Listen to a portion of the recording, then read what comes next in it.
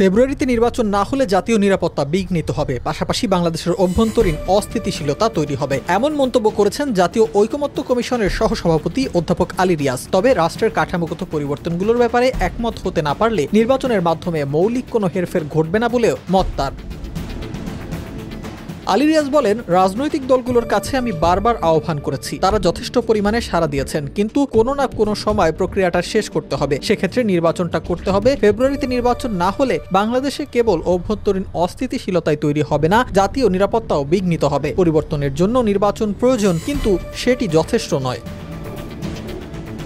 এ সময় বিগত নির্বাচনের অভিজ্ঞতা উল্লেখ করে আলী রিয়াজ বলেন, অতীতে অন্তত 3টি সুষ্ঠু নির্বাচন হয়েছে দেশে, কিন্তু পরাজিতরা সেটা মেনে নেয়নি। আমরা এখন যে জায়গায় দাঁড়িয়ে আছি সেটা হচ্ছে 84টা বিষয়ে একমত হয়ে গেছে। তবে সব বিষয়ে সবাই যে একমত হয়েছেন তা নয়। প্রাথমিক পর্যায়ে যে 64টি বিষয়ে ঐকমত হয়েছে তার মধ্যে কারো কারো ছোটখাটো আপত্তি বা ভিন্ন মত রয়েছে। সংবিধান প্রসঙ্গে তিনি বলেন, এখন যে পরিস্থিতি আছে আমরা সংবিধানের মধ্যেই আছি। এ অর্থে অনুচ্ছেদ 106 দিয়েই এই সরকার গঠিত হয়েছে। এটা কমিশনের বক্তব্য নয়, আমার ব্যক্তিগত মত।